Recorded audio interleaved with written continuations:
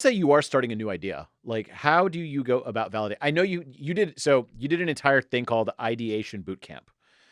And I remember we did like some sort of short interview and I was asking you about some of the processes you have. And you have like really unique angles on validating a business that I've never heard. How do you go about validating if an idea can work in the So the beginning? ideation bootcamp, we launched that. I did it one time with Goggin, and now we're doing it where you Was can it buy. founder Udemy? Yeah, Goggin started Udemy, very successful, smart guy. So he's a big part of this. So he gets a lot of the credit. We launched it. We did about $250,000-ish in revenue in 20 days. Mhm.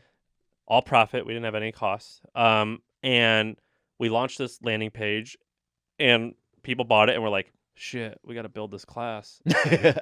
And so we did it like as we were going, which sounds like scammy or whatever, but that's totally that's how you come up with good stuff. Anyway, Well, give me some of those ways. yeah. Give me a couple. I just want to like, give people an idea of So what it is. the idea here, the premise here is that I think that coming up with a cool business is kind of like running a hit song.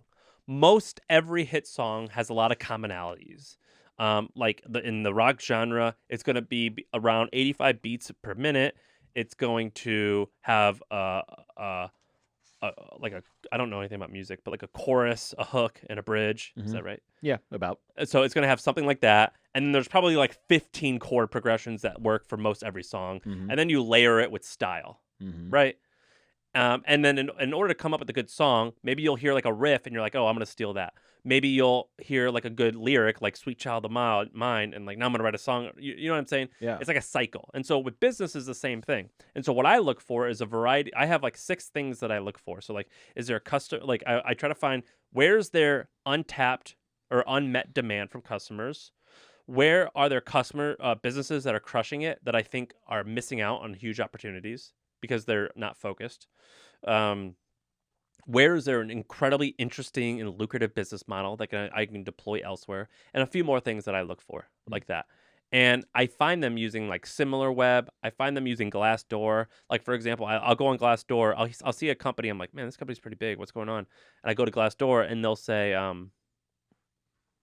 company's doing okay, but like management's way too old school. So in my head, I'm like, wow, there's a demand for this because this company's still succeeding. I wonder if I can switch it and make it like a newer business model or like a newer brand and make this Mm. huge.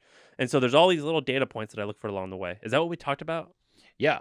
I remember seeing you had names for each one and stuff like that. I know we're just kind of like freeballing here, but like it was pretty cool. I like to go and look at like user reviews, so which includes like app comments and reviews, Mm-hmm.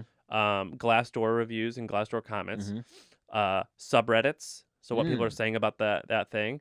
The second thing is I like to do is I like to look at databases. So I have a variety of databases that I check on a consistent basis. You're So talking about like Crunchbase and stuff. Crunchbase, CB Insights, the Inc. 5000. 1 year on Inc. 5000, there was 3 of the top 10 companies were logistic companies that helped businesses track their shipping from China. And I Mm-hmm. was like, okay, like what's going on here? What's this business model? And so you go and learn all about it. And I'm like, okay, if I deploy that against the trucking industry versus overseas shipping, this might be a winner here. And so there's like ways to go about that and connect Yeah. them. Well, I remember when we were building the jobs thing, I learned about a company called Flexport, which Yeah. still most people don't know. It is talk about unicorn. It's like unicorn times 10.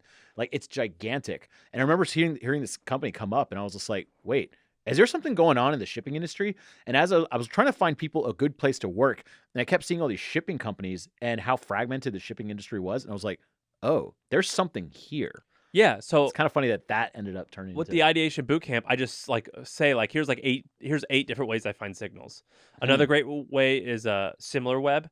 So if you go Mm-hmm. to similar web and they have a lot of traffic and it's all direct, you're like, oh my god, people are typing in this URL in your browser and going straight to their website. There's massive demand here if that's true. And so like I do all these things like that.